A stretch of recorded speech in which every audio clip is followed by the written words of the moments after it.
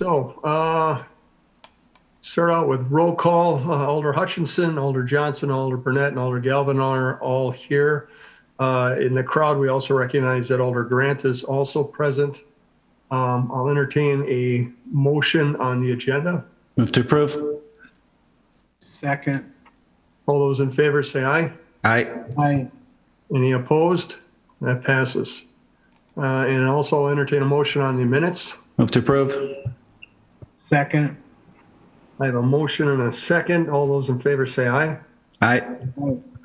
Aye, and that passes unanimously. On to regular business. Number one, consideration with possible action on the request to fill the following replacement positions and all subsequent vacancies resulting from internal transfers. We'll take these one by one. Number A is an account clerk. 2, out of Public Works. Motion to approve. Okay. Second. All right, we have a second. All those in favor say aye. Aye. Aye. Any opposed? And that passes.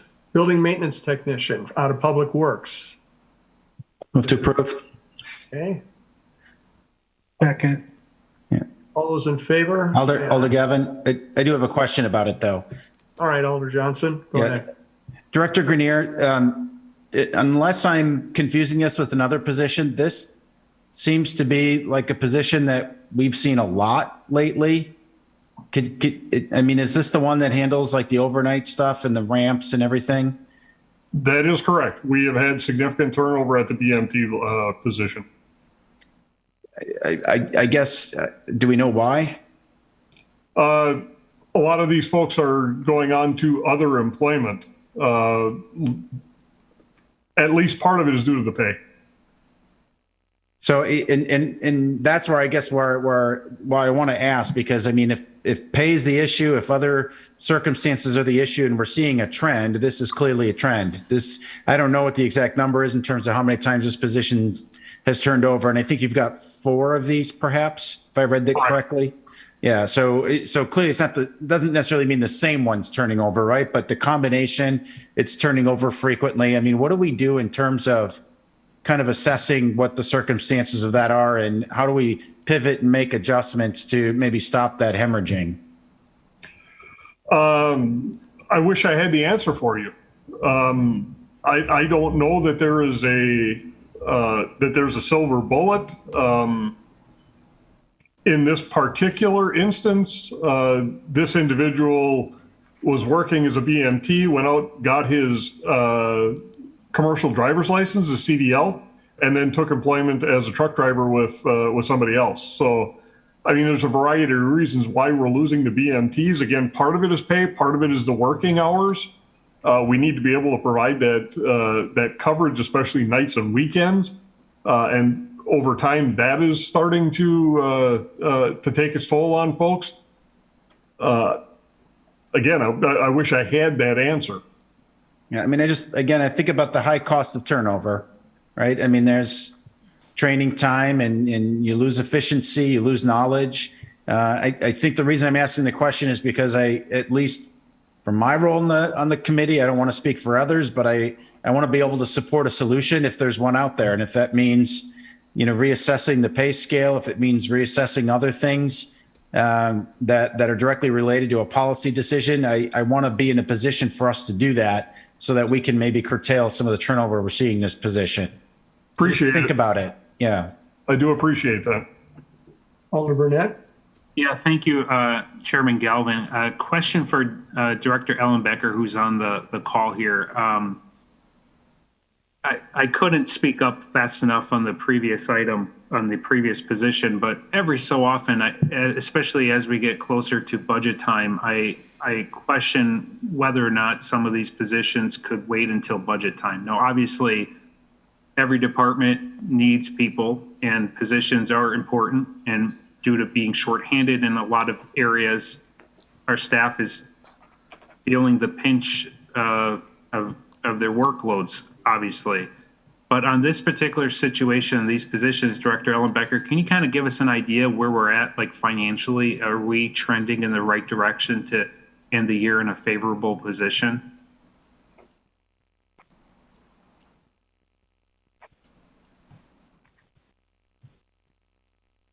let's see her that she's not answering, so she may not be there. But Director Falls, do you know you don't have to go in depth necessarily, but do you kind of have an answer when you propose these positions? Do you look at the finances?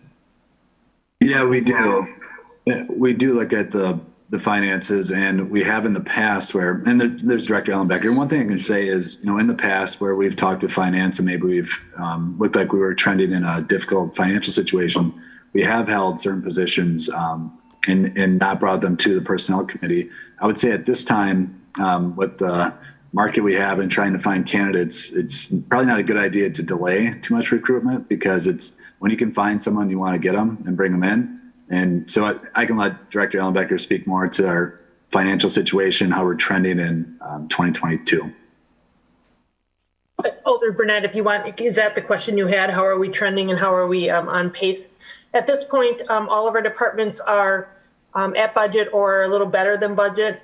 We have one exception, and that is the fire department. Right now, they're overtime. They're running ahead of budget, but otherwise, right now we are doing better than budget. After about really 7 months of actuals on the books.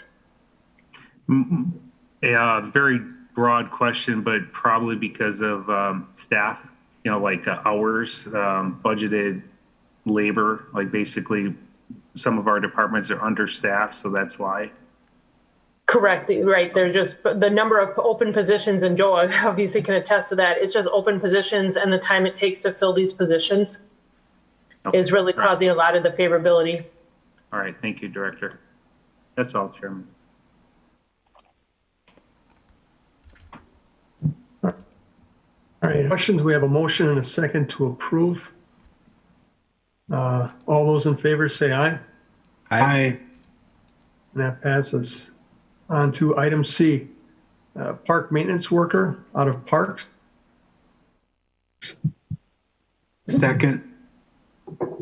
All those in favor say aye. Aye. Aye. And that passes unanimously. Number D, human resources generalist 2 out of human resources.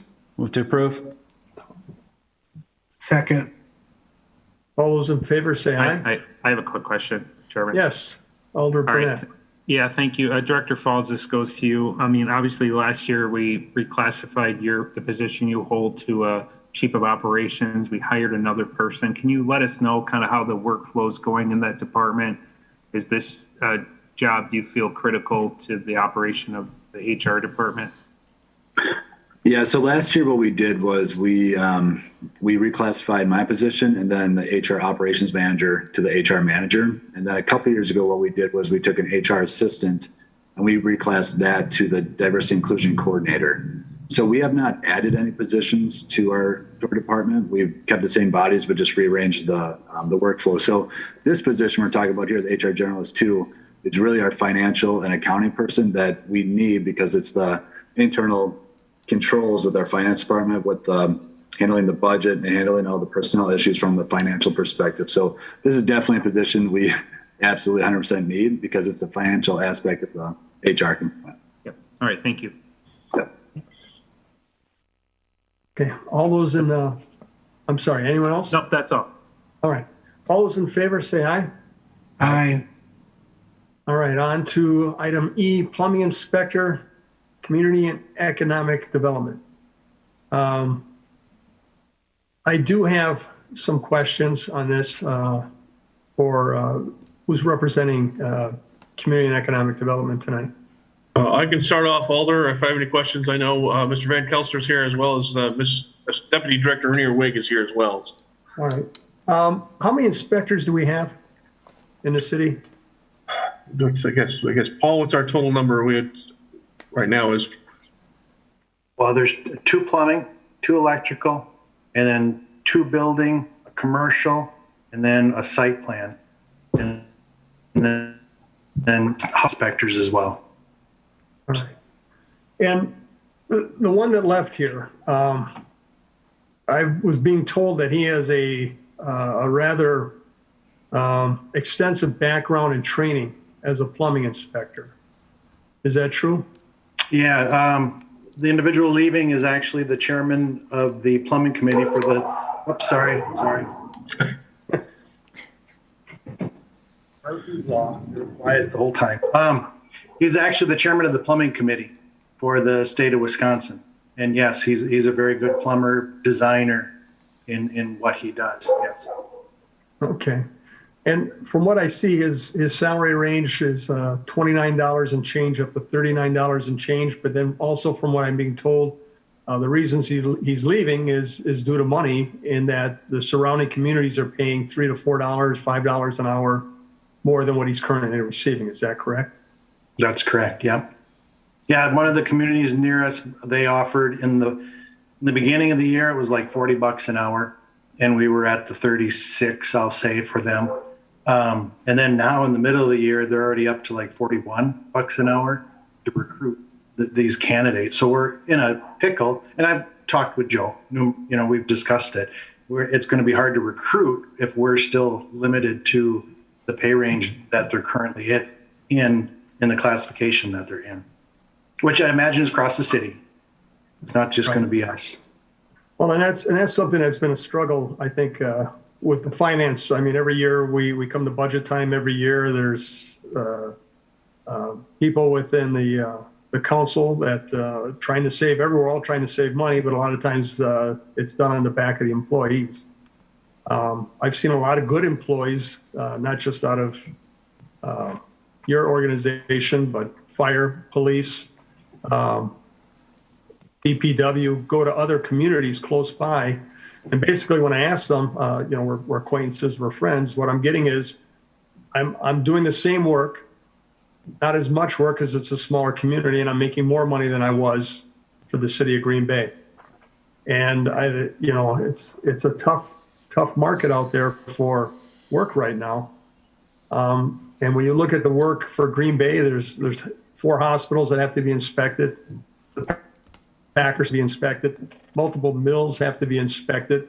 And then you get down into the average thing that all these other communities have, factories, businesses, homes, and things like that.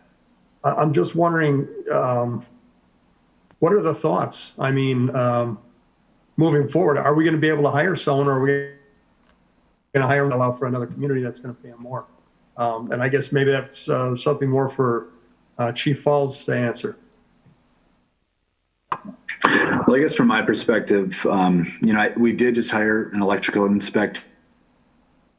I think same pay grade. We have been finding people here and there. Even I would say, when I took on this role, I went to conferences about 4 or 5 years ago. Every municipality said they struggled to find inspectors, and so I think we're going to struggle no matter what. Do I think we need to adjust the pay and make sure it's more competitive for inspectors and trade inspectors? Absolutely. I think that it has to be across the board and have, a reclassification, an assessment, which I think Alder Johnson was getting at earlier, across the board for all positions. Because if we just start, picking and choosing departments and positions, then how are we going to change their pay and salary?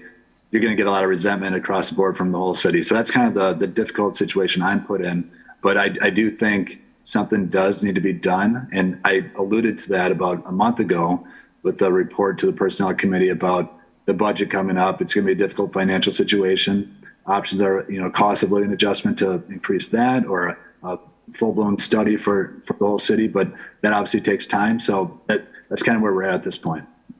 Well, I guess my concern, with the studies, and I've seen the studies come out before, and I think you said the city tries to maintain Joe, I think you said they try to maintain a certain balance based on what other communities are paying. I think it's pretty common with municipalities, and this is kind of across the board, where you can either be like in, let's say the top 25 percentile of your comparables, where you're the top pay, or you can be the 50th percentile. And in 2017, we chose to be the 50th percentile. And maybe the cost of living adjustment isn't as high as other municipalities during that time, you then start to fall behind. So that's where we're at right now. And more municipalities are conducting assessments again, and we're just lagging behind in that situation. Well, I guess maybe we ought to come to a decision, maybe with direction from the council. Maybe we shoot for that 25 percentile, or we try to put something in, I don't know if it's possible to put something within our system that allows us to be able to be flexible and faster in addressing these pay discrepancies. Let's face it, it's hard for us to compete with private sector. They can offer a lot more in the way of benefits, bonuses, and things like that than we can. So we offer, steady employment, decent benefits, I think a pretty decent pension plan, but it's a pay thing that gets a lot of people, especially now, as we're experiencing inflation. And if we can stay, if we can be nimble to try and stay at least even with our competitors, and I'm not just talking about inspection. You're right, Joe.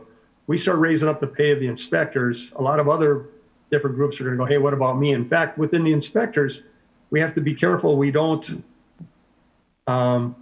give some people raises and other people that have been around for 20 some years go, hey, what the heck? Because I've been hearing that in the private sector where all these new hires are getting bonuses because they're sticking around, and 20, 25-year employees are like, and I get what?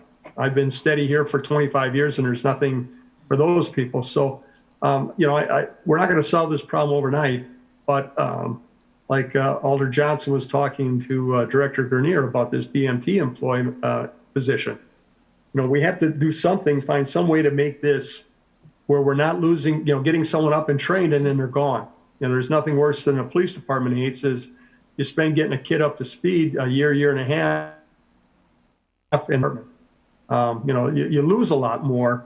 Sometimes I think we end up losing a lot more with when we come in other things when someone leaves because we didn't want to give them a $3,000 a year raise. So I look forward to kind of insight or suggestions you can come up with for all our employees moving forward.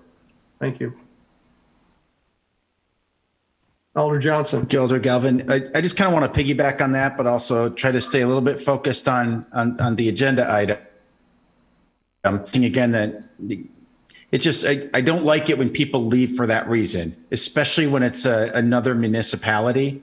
If you go to the private sector, you're chasing some other opportunity, that's one thing. But if we're losing really good, experienced, qualified staff to nearby municipalities because our pay scale is not in alignment anymore, it's a little bit concerning. So when I correct me if I'm wrong, Chief Faulds, if we send this out to a consultant, right, that determines what the wages ought to be given the responsibilities for the role? So are you asking for what do we do for reclassification? No, just in general, how do we determine what wages are right? I mean, that's all recommended by a consultant. Yeah. So we'll use a consultant, and what they do is they look at your internal equity, which is differences in pay between your positions at the city of Green Bay based upon your job, knowledge, responsibilities. And then you look at external equity and you compare that to your comparables. And we can somewhat, to a certain degree, decide what those comparables are. And what Alder Galvin was saying, do we want to be the 50th percentile, the 25th, in the middle, somewhere like that. So we would send that to them to do a review. My estimate, and I hope I'm not too far off base on this, but I believe it'd be around maybe anywhere between like $60,000 to $100,000 to pay for the study. It might be less if we use the same person because they have all the data already. And then I think the last time we did a study in 2017, the pay to implement it, to give people increases to put them where they should be, was around, I think, $270,000. So that gives you an estimate of what the cost would be. How often does the city typically do that type of reevaluation? So I believe it was over 30 years from 2017 to do that. And I think a goal of mine was to do about I was hoping less than 10 years, a realistic goal. But I think if you're around 5 to 7 years, I think you're on pace with what other municipalities are doing. So that's more of like just general practice guidance. There's not a policy. I think of like the comp plan, for example, where state statute says it needs to be done. It's really when we feel like doing it. Yeah, and I think, and I don't want to say anything inaccurate here, but I do think there's a municipality that does it even like quicker than 5 years, and they do kind of like a small one, and maybe sometimes they target positions. But I think 5 to 7 years is a good benchmark for us. Well, look, we're heading into we're already there, right? We're in an incredibly tight labor market. There doesn't seem to be any type of economic indicators to suggest that there's any type of relief on that front in the near future. And to Alder Galvin's point, it feels at budget season. I don't totally, Galvin, where you said we're balancing the budget on the backs of the employees. And the reason why I say I don't agree is because I don't think there's an intentional decision by council to do that. But you don't know what you don't know. And if you know, the reports we're getting back from our consultant are saying this is where the pay grade is, well, I mean, we're counting on that information. But if that information is, you know, 6 years, 5, 6, 7 years out of date, that's another discussion. So I have absolutely zero qualms about approving this position tonight. But maybe one suggestion I would offer up is if Chief Faulds, if you could kind of give some thought, and we could do this as a future agenda item to talk about that plan. But the other thing as it relates to this position is if we are not getting the type of quality candidate that we feel, you know, projects the Green Bay standard that we ought to be proud of, I think it's okay to call a failed search and then bring this back and say, look, we need to address this pay scale now independently, while simultaneously working on this overall larger scope plan. I just want to make sure that we're not settling for an inferior candidate because, oh, this is what the pay scale says it should be. Yeah, we can completely do that. And I don't want to, go off the rails too much here in the sense of when we talk about reclassifications and new positions outside of the budget, we always try to do that around budget time. The reason why we do that is because if I'm a department and I got some positions and reclasses, I'm going to go January 1st and you guys are going to approve it. And then later in the year, we're not going to have the funds for other positions. So part of this is we don't want to do reclasses outside the budget process, which I know isn't the most nimble thing to do. And I would like to have more flexibility to kind of address these issues.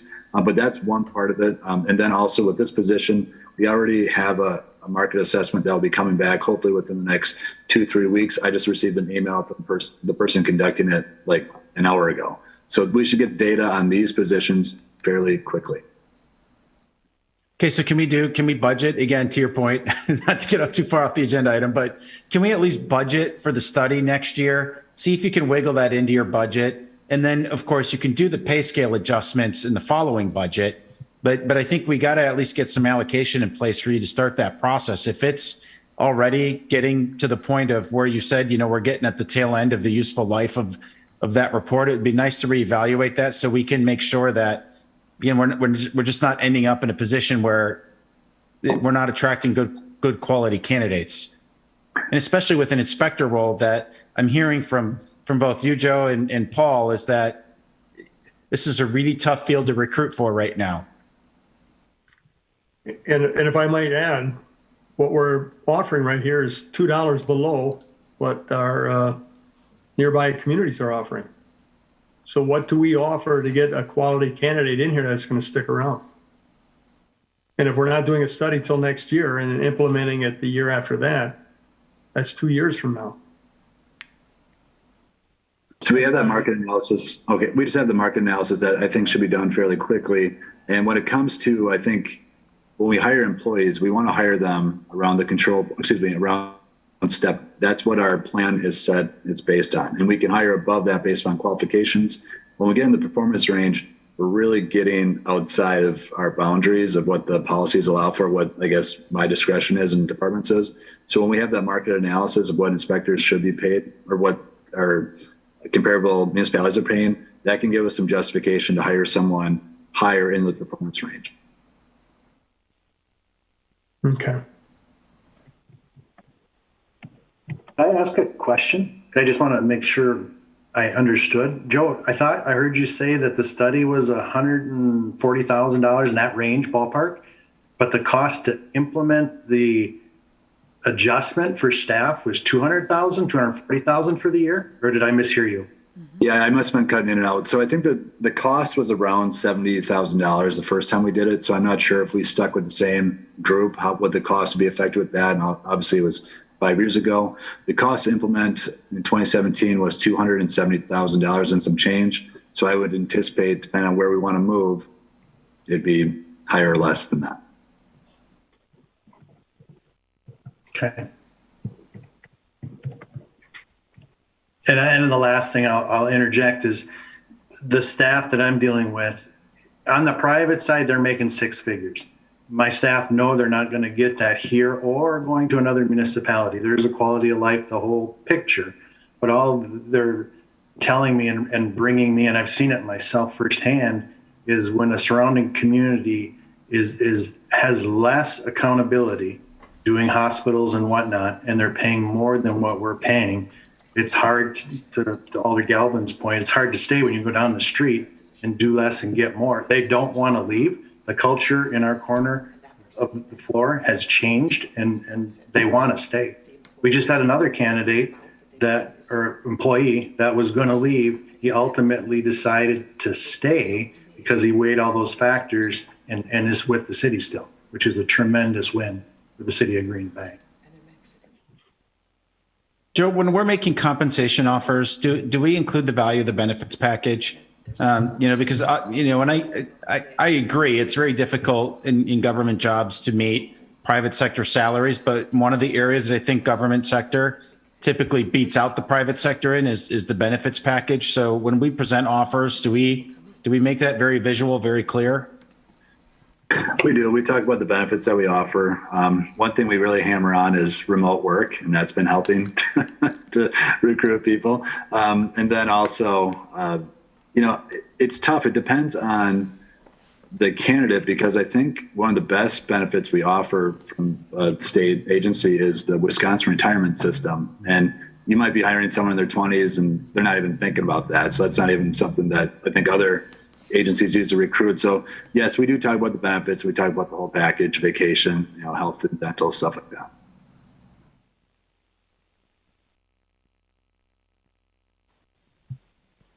Move to approve. All right. Need a second? Second. All those in favor say aye. Aye. That passes. On item number 2, consideration with possible action on the request to approve an out-of-state travel request to be a presenter at 2 American Public Works Association Winter Roadway Maintenance Training Seminars in November of this year. Alder Johnson. Yeah, I thought, I put a motion in this a couple of years ago. I thought out-of-state travel no longer had to come before the committee. Yeah, and I was looking at that again today, and I think I probably didn't look at it close enough. It looks like here that the cost, and Director Grenier probably can explain this better than I can, but I think this was a out-of-state travel that was unanticipated. It looks like the vendor's paying for it, and now we're using salary funds to pay for the person attending. So I guess you could arguably look at the budget funds weren't allocated for this. So maybe in the future, this might be something for directors to realize that this probably isn't something that needs to come to personnel, but I think it's good that they gave you a heads up that this was an unanticipated conference. Yeah, and I appreciate that. This to me just still feels like an administrative decision. This isn't a policy decision. And if it makes it feel better, personally, I'd be comfortable just receiving and placing on file and let you as the managers make those decisions. But if it makes everyone feel better, I would just make a motion to approve. Let's just approve it. Yeah. That is a motion, Alder Galvin. All right. Need a second. So we have a second. Okay, all those in favor say aye. Aye. That passes.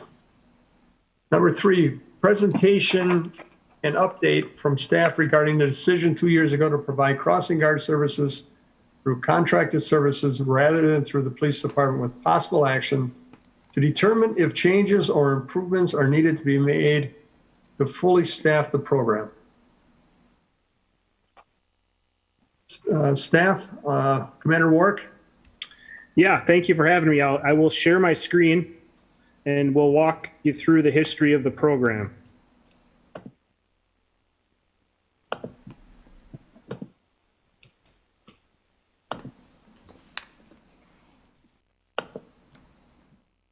Good evening, everybody. When I was asked to put this presentation together for you this evening, there's a lot of history here, and please ask questions as we go because there are a lot of moving parts. But with the assistance of Melanie Falk and I, we put this together to give you the history. Before I was even a police officer, the city and the school district had come to an agreement, a service agreement, rows and crossing guards. At that time, it was decided that the schools would pay for 100% of the SROs, salary and fringe benefits, and that the city would take over the crossing guard program at 100%. As a result, then the city and the police department had hired a part-time crossing guard administrator who was a retired police officer, Ken Brodhagen. Ken Brodhagen retired in 2020, and prior to him retiring, he was in control of about 42 intersections and 40 plus crossing guards.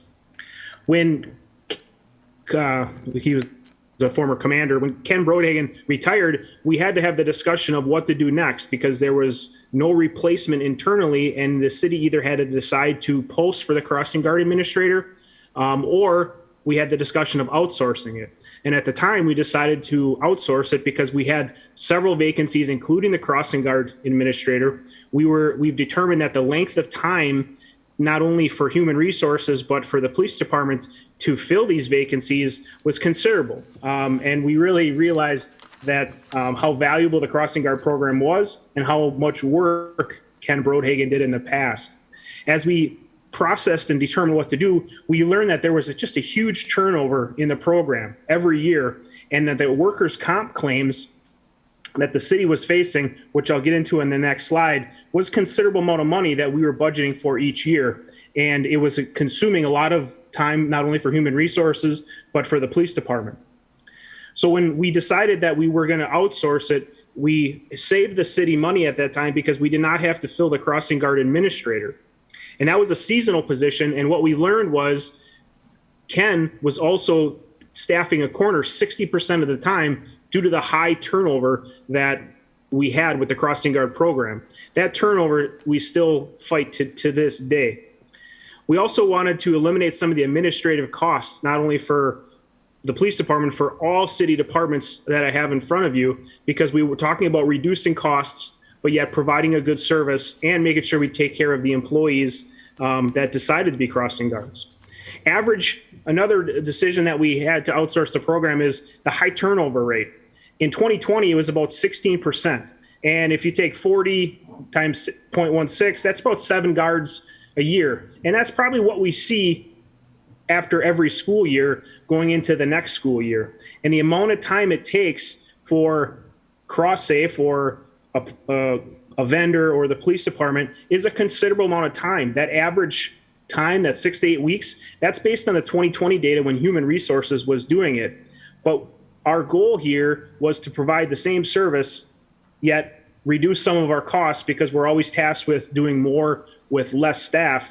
And we decided to outsource it to try to eliminate and minimize the number of CSOs and police officers that staff these vacant corners. In the back of your mind, as we go through this presentation, our goal here is never to have an intersection go unstaffed. We do not want those kids to cross intersections without people there. And we're obligated to do that with the service agreement. The point is that, and this is back in 2020, the city was averaging about $12,000 a year in workers' comp costs. That's a considerable amount of dollar figure. And we had one claim in 2019 worth $90,000. And that, again, that's a budgetary item that we're trying to reduce. So we went out for a bid or RFP. It was awarded to a contract or awarded to a vendor. That vendor didn't want to meet the obligations, so we let them out. And CrossSafe, it took the bid. And I can tell you that it's been a pleasure working with CrossSafe. Steve, the crossing guard administrator, is on this meeting this evening. But they took over the program in 2020, and we have a 3-year contract with 2 one-year renewals. When they took over the contract, that was right in the height of COVID. And the labor shortage that we face not only in all city departments really hit the crossing guard program very hard. And we worked through that, and it was very difficult to say the least. But we're at present day, we're close to 34 guards, give or take. I'll explain that in a minute. And we're staffing multiple intersections, and some intersections have multiple guards because of the traffic patterns that we work very closely with the school district to determine. But in the end, CrossSafe takes care of everything: hiring, recruitment, retention, training, you name it, CrossSafe does it. And Steve Sanis, who's on here, he's the one that's kind of the person that's making this all happen. But they have complete control of the program, but we work very closely with CrossSafe. You know, in the back of your mind, and we all know that there's a labor shortage everywhere and affecting all jobs. And it's not just as easy as just saying, yep, CrossSafe's got it, the police department, the city, we can away. Well, we can never walk away, and we're always going to be at the table having these conversations to make sure that we staff these intersections. But the cost to the city, that what we agreed to initially with the contract, was that 3-year contract at about 1.3 million. If the city were to administer that same program, this is based on the original contract data, it was 1.4 million. The $61,000 in savings, though it may seem small in the scheme of the $110 million budget, this does not take in consideration the amount of staff time that we dedicated to this program prior to outsourcing this to CrossSafe. Due to COVID and due to the labor shortage, we had to renegotiate the contract. When we took over this program, we evaluated all the intersections. We learned that there were guards at intersections with low counts, and we ended up reducing the number of intersections, which in turn reduced the number of guards. And I say that because the city changed the contract knowingly, and we were very upfront with CrossSafe. And in 2021, CrossSafe and the city renegotiated the contract with a contract amendment. And we have since then tried to build in some of those wage increases, not only for the administrator, but for the guards in subsequent years of the contract to remain competitive with the market. We do have some area of opportunity there when you compare our crossing guard program to other municipalities, but we took that in consideration when we negotiated the contract. And CrossSafe, just a very easy company to work with as we proceeded on with the renegotiation of that contract. So when we did that, our current costs were at 1.1 million, 1.4. Again, if we were to run this same program, which is saving the city over a projected 3 years, $215,000. Again, that doesn't take in consideration the amount of staff time, not only for human resources, but the police department that takes to run this program. So again, as we go into this upcoming school year, we're almost fully staffed, which is really encouraging. In fact, Steve Sanis is going to be at the police department tomorrow training 4 or 5 new guards. When they go through the hiring process, they have to go through physicals and they have to go through just different processes that take a considerable amount of time. And sometimes we do lose guards in that hiring process because they choose not to meet certain requirements set forth by CrossSafe in the city. So it's important that the committee here know that we're almost fully staffed. It's just really encouraging. We've never been this close, but we're going to work with CrossSafe so that come next Thursday, that all intersections are staffed regardless. And we've really focused our efforts on getting enough CSOs. We have 6 CSOs right now, and we've usually staffed CSOs on these intersections because officers are pulled in a million different directions. It's crazy busy on the road, and we're trying to make sure that we go about this the right way so that CSOs can do the workload. Here's the budgetary impact. If I could just give you the history of 2021. In 21, we budgeted $370,000. We spent $203,000, which is what we billed CrossSafe. We had, because of the labor shortage, we had overtime where we staffed officers on these intersections. Now that $17,000 includes the fringe benefits. You know, it's probably 14 and some change plus the 25%, if my math's off, forgive me, to make sure that we do that. But even if we add the 17 plus the 203, we're at 220, which is a savings of 149,000, almost 150,000. Fast forward to present day in 2022, you know, we've got January through May on the books already. We've spent 177,000. We're at $14,000 in officer overtime, and that does include fringe benefits. What is not in this slide is we do staff the corners with CSOs as much as we possibly can to free up the officers and not have to post that overtime. But if we add the 177 plus the 14, we're at 191,000. Now we've got September to December 31st, we have $178,000. that almost 779,000 going into the remaining part of the school year. And we feel very confident with that number. And in speaking with Rick Turkanis, our business manager, he says that we're trending under budget for 2022. So again, that's our goal, right? And we don't want the officer overtime because we can't let these intersections go unstaffed. And going into this remainder of this year, for this school year, we feel very confident that we'll be under budget. So in conclusion, we're trending under the budget. Recruitment and retention will always be our focus. You'll see myself on Facebook Live trying to do everything we can to recruit more guards, which has probably been our best advertisement. Again, ask yourself, why is the police department even devoting time? Well, we have to devote time because, one, we're always going to be a good partner with any organization, community, resident, you name it. But we want to make sure that these intersections are staffed. And if we can do a little work to help cross-safe, we're going to do that. As we go forward, please keep in mind all the challenges regarding labor, regarding the overtime. We would have had this regardless if we would have decided to outsource this program or not.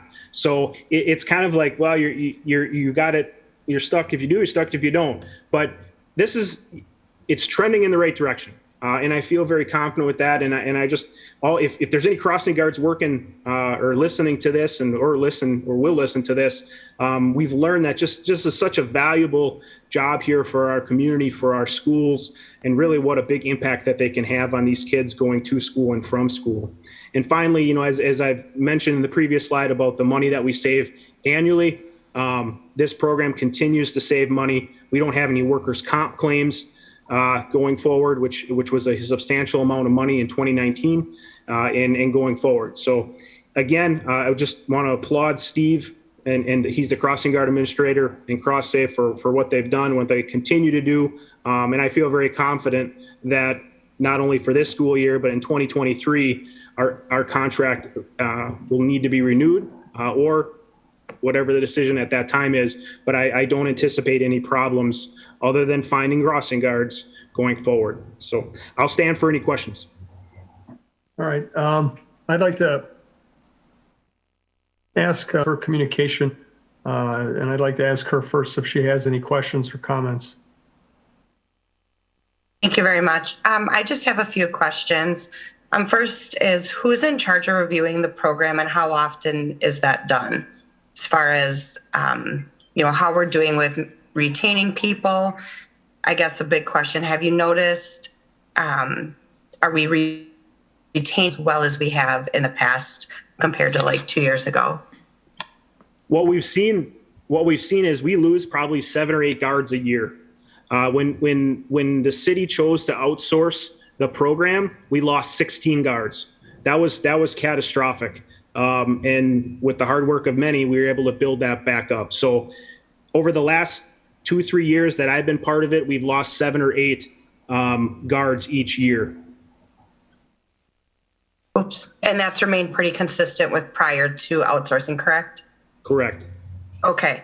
Are we asking when people leave why and to find out what we can do better and what the reasoning is? If we can open up the floor, that would be a good question for Steve, because I don't know the answer to that question. I can make some assumptions if you'd like, but if we could do that, Steve, if we allow Steve to talk. I've unmuted. Can you hear me? Yes, go ahead, Steve. Okay. Motion to open the floor. I think, should we get his address on record?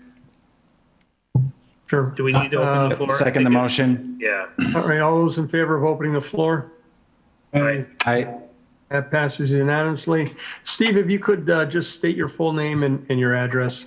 Yes, I'm Steven Sanis at 1616 West Crusade Lane, Green Bay, Wisconsin. I'll turn my camera on too because I have such a beautiful picture.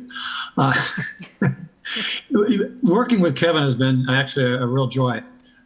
We do go through a termination interview with the people. I go through, re-getting their gear, asking them, can I put you on as a substitute?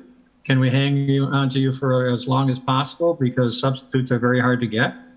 And I also will ask them, is it because of the hours? Is it because of the pay? And in many cases, it's because they've gotten too old. Or their children have grown and they now have to go on to something else. So it's not a fact that we do get beat sometimes by 50 cents an hour, which is tough.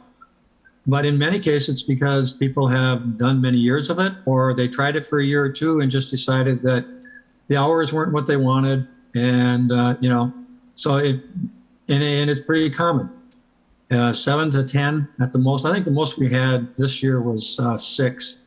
But I have people that want to move around. I have people that want to go on vacation. I have people that, so that's why we have to have the backup people, and the CSOs are very helpful for that. So I do appreciate the fact that we do get that. But does that answer your question? Yes, it does. Are there incentives or anything or benefits that we could increase to accommodate any of that? We have no benefits. When we worked for the police department, I was a member of the crew at that time. I worked for Ken.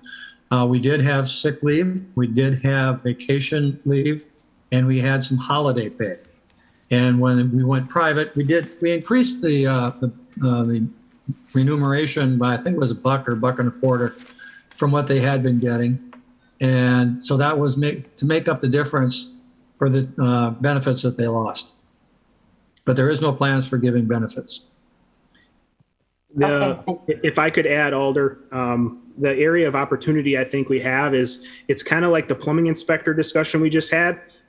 Take out plumbing inspector and put in crossing guard. When you compare our pay rate to other municipalities, we're not the lowest, but we're not the highest. So pay is a big factor for us, and we know that we're under contract. That's part of the reason why we try to increase those pay incentives in year 2 of the contract. But pay will always be an issue for us.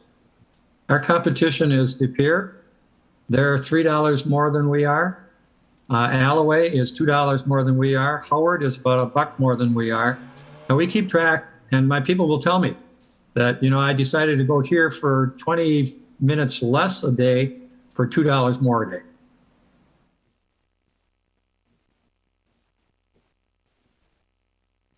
Any other Okay. questions, Alder Grant? No, thank you.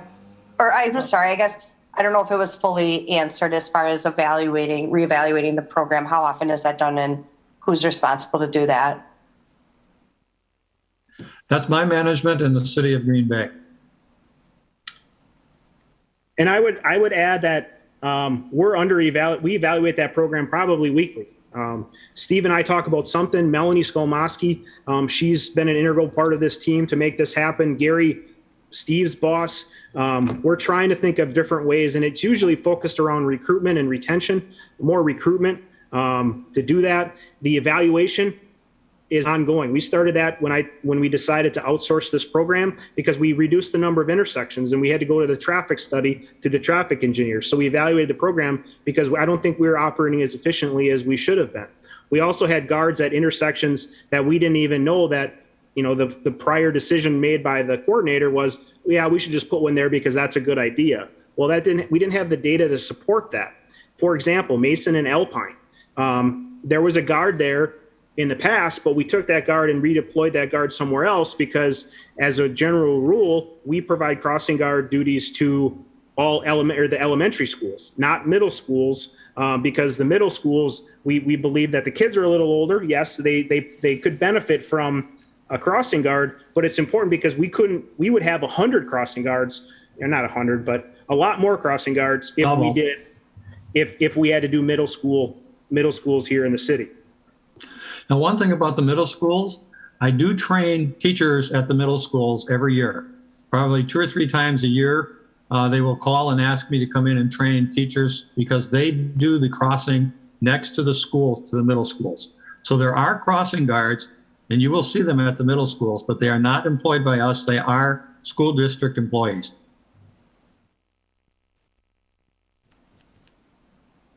And this year we did cut 3 more positions due to the traffic studies that were done last year. And Okay, just to we're good. Oh, go ahead. I'm so sorry. I just want to say thank you, and I'm glad to hear that we're almost fully staffed this year. All right, Alder Burnett. Yeah, thank you. While the floor is still open, I'd just like to ask Steve a question. Steve, thank you. It's good seeing you. I'm seeing you for a pleased while. and thank you for all your work, because I know you and I had some discussions in the past. Thank you. Would you say that many of our crossing guards is kind of a labor of love? You know, the hours are, you know, let's be real. I mean, they're working a few hours in the morning and a few hours in the afternoon. It's hard to fill those positions. What would you say? Not that you can call someone typical, but what do you see as far as like the allure of the position? Is it their devotion to public safety? Yeah, I think it's the devotion to the kids. There's a lot of grandparents and there's a lot of moms and dads that, you know, have time to fill and have time available. One of the things that a lot of the people tell me is, I get to put a smile on that kid's face in the morning, or I get to ask them how their day went at school. I've done corners now for 4 years. And some of the most exciting things is that when a kid comes out of school and he tells you he did this during school and learned this, and I always ask, so what did you learn today? Because I'm paying for this. I'd like to know what I'm getting for my dollar. And they get a big kick out of that. And in the morning, you might be the first adult that that child has seen. And you can judge by their demeanor what kind of morning they had.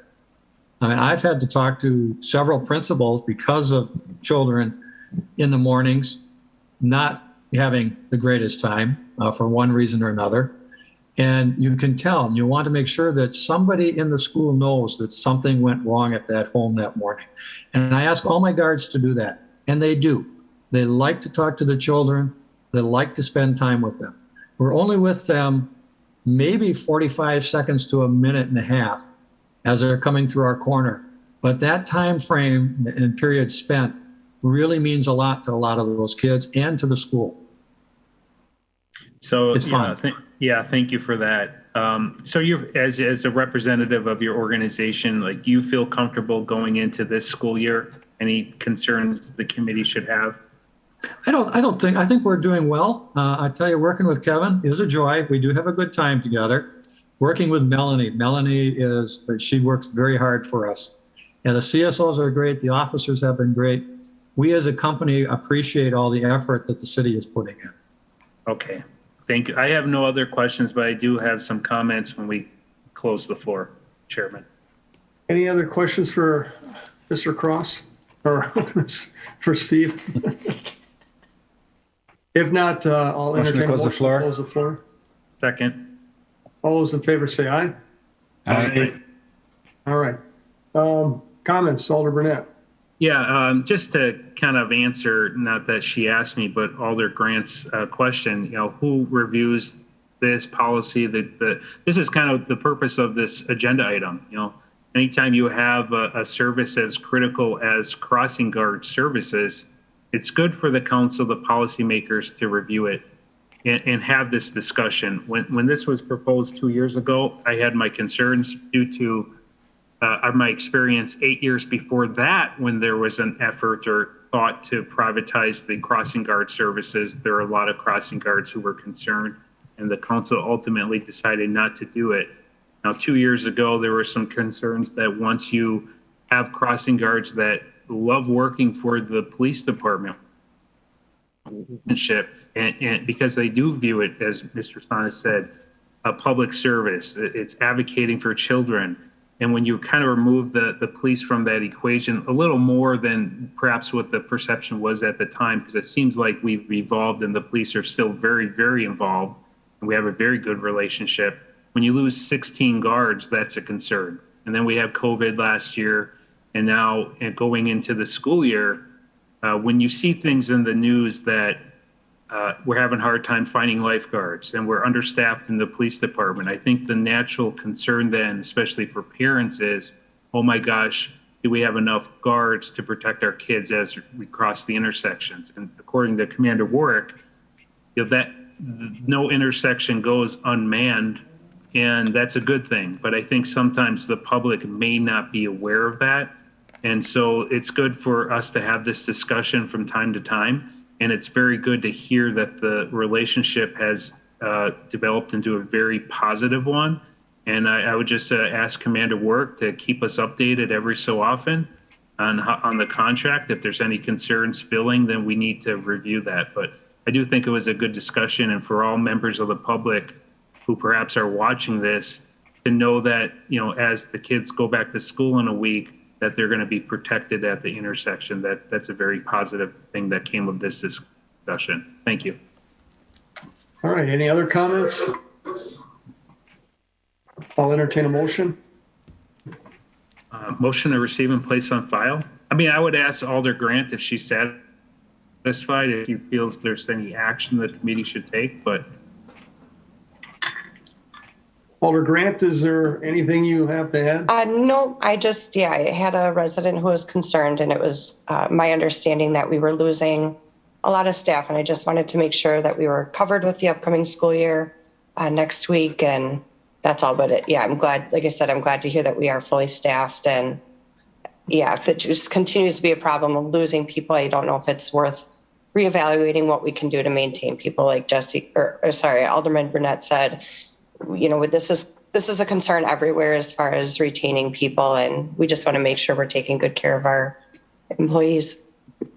Sure, and maybe Commander Ward could send you his PowerPoint presentation, and you get a prize that concerned neighbor, and just reassure him that the losses have been about the same over all the years, except when the city switched initially, and that the city is doing everything along with this company to make sure the children are safe.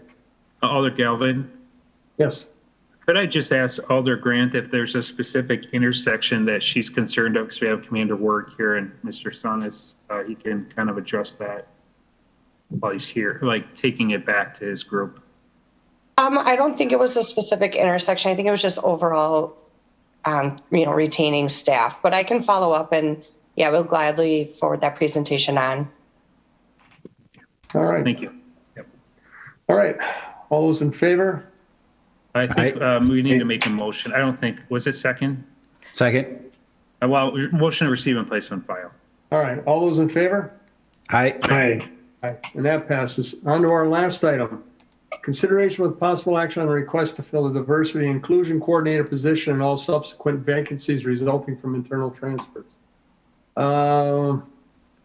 Staff, Chief Falls? Yeah, we have in the packet a memo and some other information. We have two options. One was a workplace culture and inclusion specialist, which was more internally focused. And then we had the diversity inclusion coordinator, which was external focused too. Because there was a lot of discussion last week about, should this position focus internally on our DE&I efforts or external with the community on the DE&I efforts. So, really with the workplace culture and inclusion specialist, it's, focus on, to have, a high level of employee engagement, productivity, and inclusion, which I think will result in a better service to the community. I think it's important to have a healthy workplace culture. So to have someone really focus on, best practices for recruiting high quality candidates, but then also making sure our policies are including everyone would be a really good thing for the city. And then the other option it's really up to the committee if they think this option to work with the community should be within HR or with the mayor's office. But the focus primarily would be on working with community organizations on DE&I efforts in the community. And I think also working much more closely with the Equal Rights Commission to assess the needs of the community and be more in the forefront of what they're trying to accomplish within the city of Green Bay. So we have the job descriptions included, and I can take any questions or any comments that the committee has. Does anyone have any questions for Chief Falls?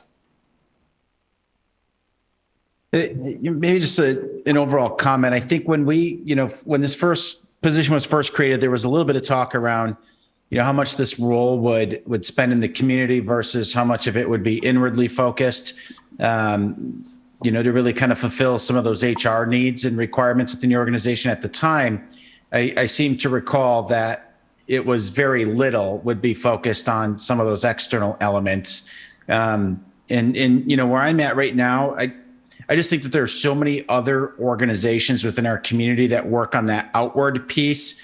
And I've said this before, I'll say it again. I think it's a mistake sometimes when we think that government is the authority and expert in everything.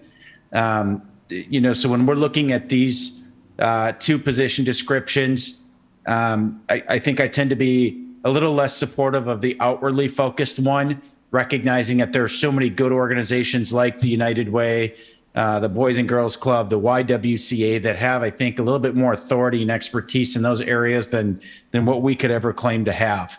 But I'm certainly, open to looking at the more sort of the internal focused one in those roles and responsibilities. And I appreciate, and Joe, you can correct me if I'm wrong, but I think that was probably a new position description that was created for the purposes of the discussion. And I appreciate the time you took to do that because I think it really helps better articulate some of the needs and responsibilities that exist within the HR department, regardless of what this position is and what you call it. There's infield. And so, again, for my purposes, I'd rather focus on that dialogue than the external one. All right, Alder Burnett. Director Faulds, I remember when this was first proposed a few years back, it was diversity and inclusion. And I've noticed over time that equity word gets thrown in. And I had expressed in the past my concern about equity because equity itself means different things to different people. What would your definition as an HR director be in regards to the word equity?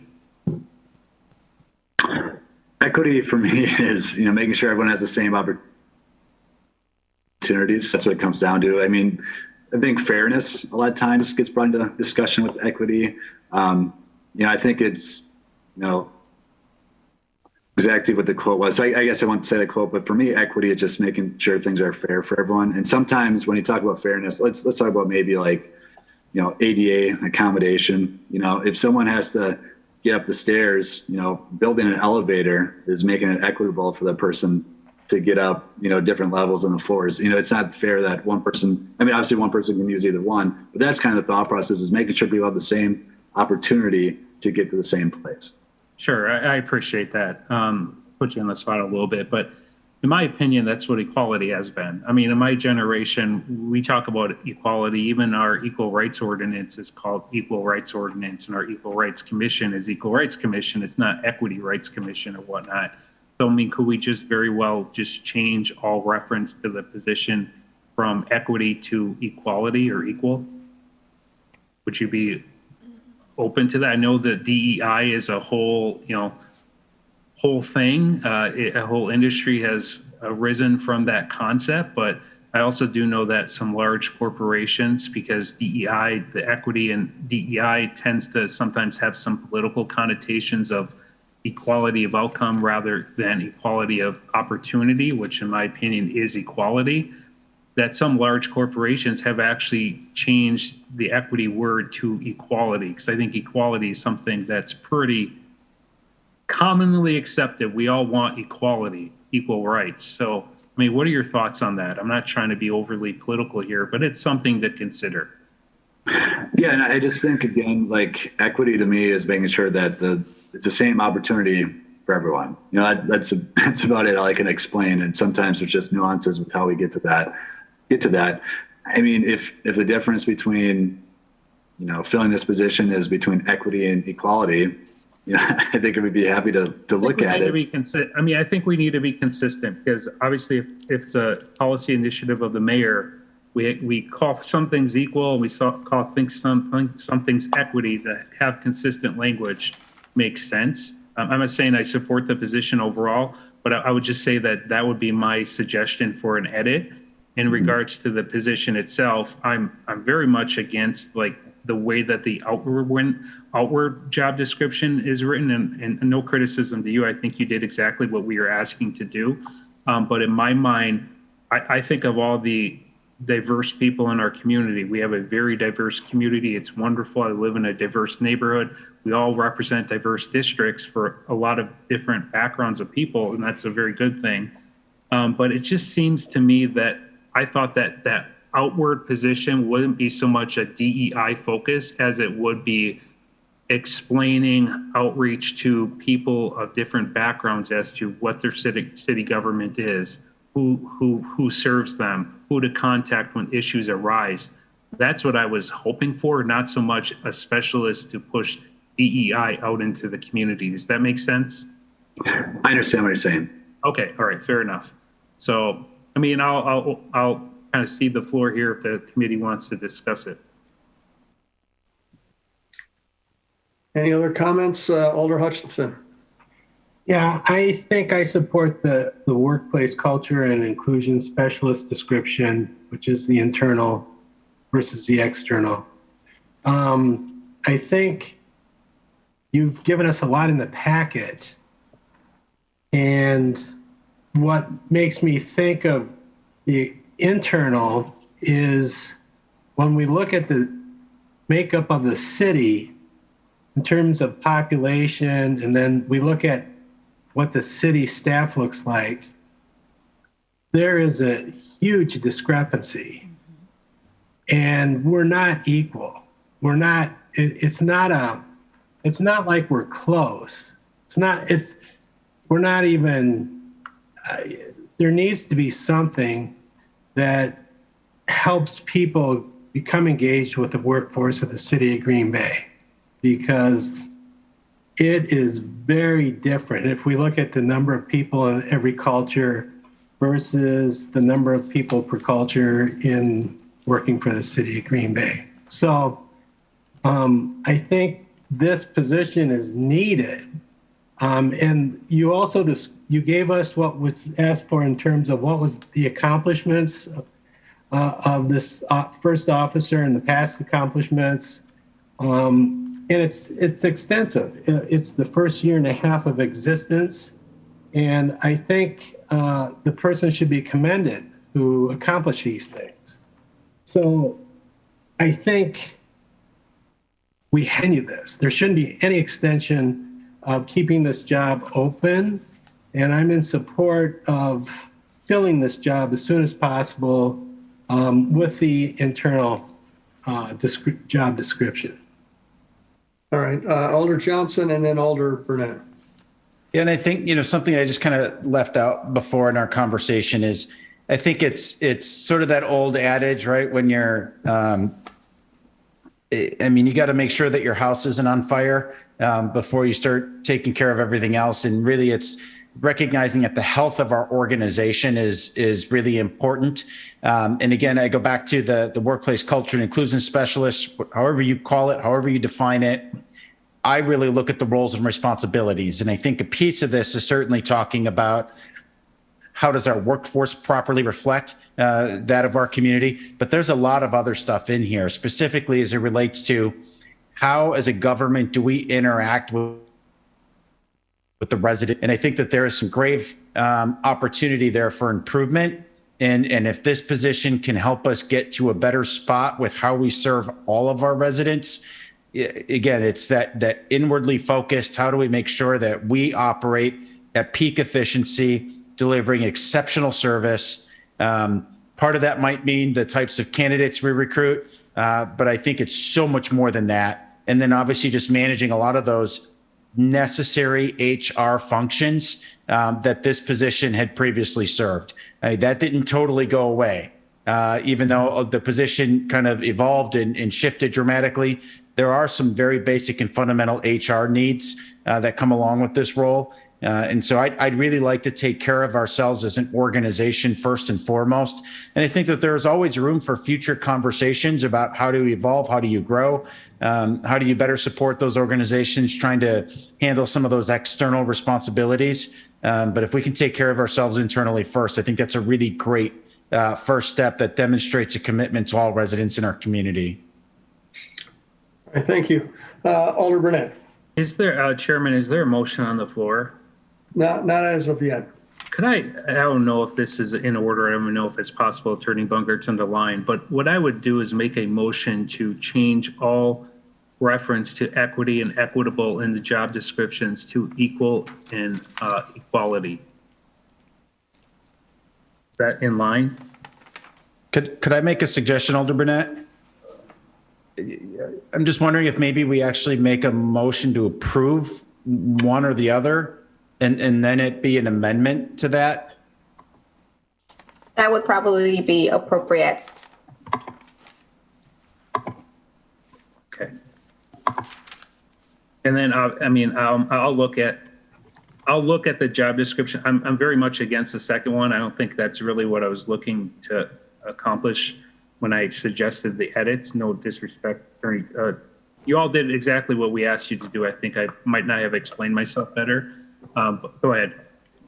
So one thing you're talking about with, this individual getting out in the community and, how I envision it is every once in a while, I think there might be projects where a department might provide a service to a community, maybe like transit is trying to have a route in a different area. This position could maybe go out to that community and talk about the services we're providing. So the internal one will have some external overlap. So I think that's what this internal position would do, what you were kind of talking about. Yeah, and I see, and just so for the sake of the conversation, I see that happening, and we could certainly do it more. We have some new Afghan residents in our community. We have a very diverse community. Any level of those conversations out in the public and engaging city employees, that's a positive thing. So, so I guess I would make, what is the title of that position, Director Faulds, again? It is a workplace culture and inclusion specialist. Okay, I'll make a motion to approve the workplace culture and inclusion specialist with so approve that first, and should I do the edits now? Go ahead. Go ahead. Sorry. Go ahead, Attorney Bungert. Oh, thank you. I was just doing a little bit of research just quickly as the discussion was going on as to the differences between equity and equality. And they do mean they do have different meanings. And so I do want to point that out, that amendment would change kind of the substance of what that means within the description itself. So for example, equality suggests that everyone is at a particular starting point and should be treated the same. It seeks to promote fairness, but it can only work if everyone starts from the same place and has the same level of support. Equity, by way of contrast, aims to give everyone what they need to be successful. So I think the point of utilizing the term equity versus equality is that it's recognizing that everyone does come from diverse and different backgrounds, different experiences, recognizing that and giving them the resources that they need to be able to have fair opportunities and advancement. So I think the ultimate result is a little different from the starting out point between the two terms. So Alder Burnett, go ahead. Yeah, so again, I'm aware of these differences, and I've kind of studied this. I've been interested in this sort of thing for the last couple of years, because typically what happens is, I don't want to say sides of the issue, but the two sides that have polar extremes on the position tend to be talking in different languages, when ultimately I think there are a lot of similarities. And for me, and I'll relate this to Alder Hutchinson, and I certainly don't want to put words in your mouth, but this kind of makes sense from like a HR perspective, in that, say we have a city that's extremely more diverse than our workforce is. And when people say things like there needs to be some alignment there, but we should have more people of a certain group representative in our workforce employment, I would agree that would be wonderful. And that's why the city should recruit across all segments of society, so we have a more diverse candidate pool. But when I hear equity, sometimes I fear that, when it comes to hiring or interviewing, like, are we making it so that, let's just say a majority of city employees happen to be white, to reach that end goal where, like Alder Hutchinson, and again, I'm trying to be sensitive, so I don't want to put words in your mouth, but if the end goal is that if there are 80% white people who are City of Green Bay employees versus 80% who are City of Green Bay residents, that needs to be even. My concern is that we still have a merit-based system of employment, that we certainly shouldn't hold a person's skin color against them or 4 in favor just to fill an employment quota. Does that make sense? I'm being very sensitive here. I'm trying to articulate what I'm getting at. So Yeah, equality means that we say we're equal opportunity employer. I mean, that's how we're promoting the city. We don't say we're an equity opportunity employer. We need to be consistent. Yeah, that's why in my memo I was pretty intentional when I said that this position will help us hire the most qualified candidate, because that's what we're always going to do. And we can't pick and choose based on race or color or anything else, because that's discrimination, under the law, state or federal law. So what we're trying to do is, like you said, cast a wide net, and the wider net we cast, we'll find those qualified candidates from any group of people. That's what it's about. It's not saying we got to fill these quotas. It's making sure, because what happens is when we don't recruit all the different groups in the area or the country, we're missing out on qualified candidates. That's kind of the point of it, is if some people have barriers to recruit, we're missing out on qualified candidates. That's the gap we're trying to fill. Sure. Alder Hutchinson. Yeah, and I understand the quota issue problematic in that we don't need to be setting up quotas, but where we're at is approximate. These numbers are approximate. I know they're probably they're not the newest census, but the previous census had 94% of 862 employees are Caucasian. Okay, Hispanic then made up 15.2% of the population, and we had 1.75% or 16 employees were Hispanic. That shows you kind of where we're at. We're almost a tenth of what we should be at. You can multiply the number of Hispanic employees by 10, and you still would be in the area where we meet the population quota. So it's just to get it going in the right direction. I mean, so that would mean hiring about 130 Latinx, okay, to replace 130 other individuals. We don't want to get in that, but that shows you the disparity that there is. It's big. There needs to be something done. And if it's opening up Director Joe, who we look at to fulfill these, even tonight we had discussions about plumbers, crossing guards. If we had an emphasis at looking at additional people that aren't, historically looked at, there may be people with abilities that we know nothing about, and they wouldn't even think about submitting an application. It's inviting them just to come to the table and ask for a job. And then if they fit the bill, they fit the bill. If they don't, they don't. It's not meeting a quota. It's having someone working internally to help departments fill vacancies and looking at all the potential people who are out there. There needs to be an emphasis of that, obviously, based on the data. So, and it's not quota driven. It's just, let's get it closer in the right direction. That's my view on it. Thank you.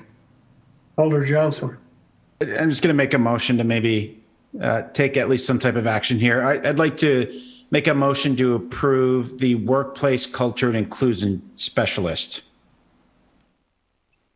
I'll second. Okay. All those in favor say aye. Aye. Aye. Any opposed, say nay. No. All right, that passes 3-1. Alder Burnett. Well, with this, Attorney Bungart went dark for a minute. Would this be appropriate to to make my amendment to try to substitute the words? Yeah, and I think maybe could I call a point of order on that, Alder Burnett? And the point of order being, As Chair Alder Galvin, I think after the motion and second was made, we probably should have still kept the table open for discussion and the opportunity for amendments. Yep, you're absolutely right. I mean, I'll be honest. I don't know if I have the support at the committee level, so I don't. Words matter to me. So I'm willing to let this one go. Okay. Any other comments or Well, concerns? wait. Sure. Sorry. I don't mean to backtrack, but I mean, Attorney Bunker, can you advise us? Can I at least attempt it? I don't know if I'll be successful. Go ahead, Attorney Bungert. Right. If the last motion was essentially to approve it, I think what we would need to do is entertain a motion to reconsider, and then we would have a motion to amend and approve as amended. Motion could reconsider would only be a person who voted in the affirmative. Correct. In the affirmative. Correct. Yes. Thank you, gentlemen. Just to streamline that, Attorney Bunker, because I called a point of order, wouldn't the chair just simply be able to rule on that point and say, yep, we shouldn't have voted. I should have held it open for discussion. Could he just rule on that point? I don't know if there's a mechanism, since the vote already happened, to rescind the vote, because the vote did take place. All right, So I'll make a technically- motion to reconsider to at least allow further discussion on it. I'll second that. All those in favor? Aye. Aye. Any opposed? No. Okay, it passes 3-1. Alder Burnett, Motion to amend the what, Attorney Bungert, exactly? So you are amending, motion to approve the request to fill the diversity and inclusion coordinator with changes to the job description as you wish. Yeah, you got the job title a little off, but kind of the thought. Correct. Here. Yes. Motion Yes. to Yes. Yes. approve the stated job description, substituting the words equity and equitable to equality and equal. That's the motion, to be consistent with all the other language that we have in related committees and policies. I'll second it. I mean, I'm not really seeing too many references to that within the position description, so I don't think it fundamentally changes anything, but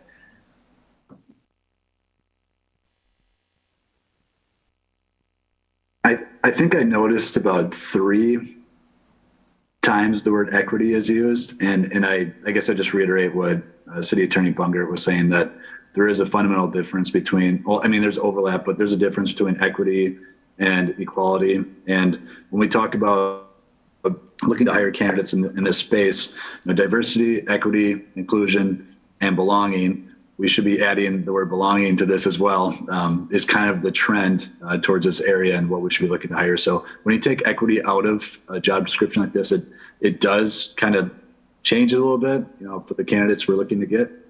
Go ahead. go ahead, Alder Burnett. Yeah, Attorney Bungert, I kind of know what you're referring to, because I've seen this illustration a number of times where it's like there's a fence and equality is like there are 3 different people with different heights and they're all trying to look over the fence, and the smallest, shortest person can't look over, the tallest person can, and the argument is that's equality. It's like they all have the same opportunity. It's just like the outcome is not the same. And then equity, if you think of it, it would be like the shortest person standing on 2 crates, and then the middle height person standing on 1, and the tallest person standing on none. So they can all, see outside the fence. And I guess the concern in that would be that's equality of outcome. That means that everyone is given the same thing to achieve a outcome that is the same. That's equity. And what I'm getting at is equality of opportunity, that once we start saying things like we're equitable workforce, are the green, like, for example, merit still matters. We want to hire the best position for the position available. And I want everyone to know that our jobs are open. And I would encourage, just like we have always done, diverse people to apply. When we say we want equitable, hiring practices, for example, are the Green Bay Packers a equitable employer? I mean, they might be for front office, but when it comes to putting players on the field, they're going to put the best players on the field to hit their organizational goals. And so with our employees, I want everyone to consider Green Bay to be an equal opportunity employer. Equity changes it. And maybe, again, this is the two sides of the political realm were battle about this, but that would be my concern, that words matter. And we've always been about equality, and we're changing it to be equitable outcomes. I just don't know how you can do that in a merit-based system. All right, Alder Johnson and Alder Hutchinson. Yeah, I was just going to say, look, the reason I supported the amendment is because I think in practicality, I think is going to have zero impact on our ability in terms of the types of candidates that we recruit. I don't think anyone's going to look at a position description that closely and play that semantics game. And of course, there's no guarantee of how everybody would vote on the final product if it were amended. My hope is that it gets us one step closer to maybe having more of a consensus on the decision here that we're making for the city of Green Bay. I'd love to see this come out of here with a majority vote. And if it's changing 3 words in the position description that gets us there, I think 4-0 is far better outcome than 3-1. And of course, full council is gonna look at this and probably weigh in on it as well. But again, I think the impact's negligible to hopefully bring on another member of the committee to support the final motion. Thank you, Alder Hutchinson. I guess if we were a lot closer to equity, I could see the reasoning, but to me, it doesn't make any sense to take the word equity out, not where we're at. If we were close, okay, we're not even close. It's kind of, there's a great big white elephant in this room, and we're talking about equal or equity. I think the way this is written is exactly the way it should have been written, and it will try to accomplish what we need to accomplish. So to edit it to get a vote doesn't make any sense.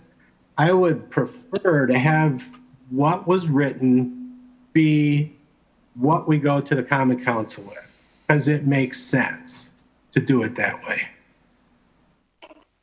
All right, thank you. Chief Faltz, let me give you an example, if I could. Police department's hiring, physical agility test, had to run a mile within a certain amount of time.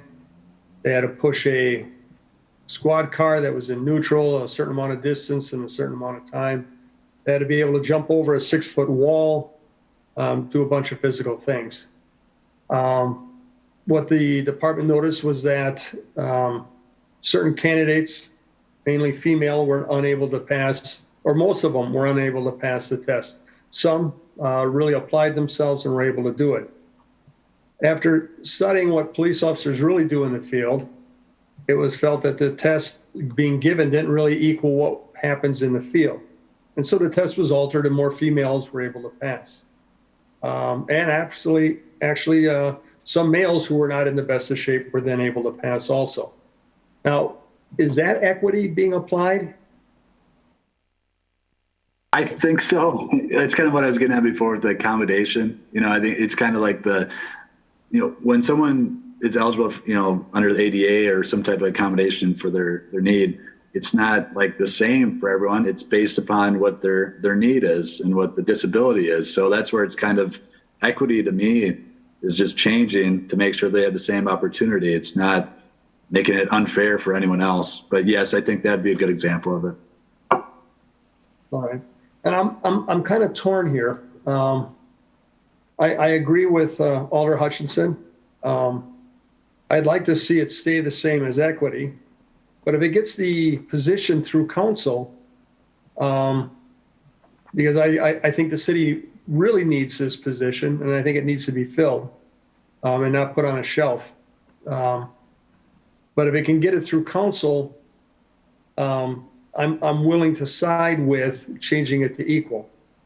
knowing that the city will still apply equity where necessary for applicants or for employees as things happen. So I'm going to vote in favor of what we have here right now. Alder Johnson. Just real quick, just to remind the committee that what we're talking about here is how a position description is worded. We're not talking about a city policy, right, in terms of how we apply equity and equality. So I would certainly want to engage in a much more robust conversation. If we're talking about a policy related to city governance, this is a position description. Okay. Are there any more comments? I'll just say, yes. This is just totally frustrating to me, but I agree that the position is vital to the city, and I will probably vote for this knowing that honestly I shouldn't, but I will just to get the position, as Alder Johnson says. And I agree, Alder Hutchinson, although I will say now that if we get an end around going, kind of like we did with the fire department building fiasco or shenanigans that went on, I'm going to be not happy. Me also. Alder Burnett. I would, Galvin, that's accusing council members of doing an end around. I don't know if that's appropriate. I don't like that sort of stuff. You got to trust the sincerity of a person. They saw an opportunity to do something and they went with it. In this situation, vote your conscience. I'm voting my conscience. A lot of large corporations have kind of moved a little bit away from the equity word and have gone to equality to have the bridge between the two sides come together. So I'm not gonna, vote how you want, vote your conscience, but I'm not about, tweaking things just like that puts us all in boxes. Things change, people reach out to us and we can always change our opinion. So I don't know. I don't like that comment. Well, I'm sorry you don't, but I stand by it. All those in favor say aye. Aye. Aye. Any opposed? All right, that passes. Motion to approve is On amended. to our next item. Motion to approve is amended. Second. I'm sorry, yep. All those in favor say aye. Aye.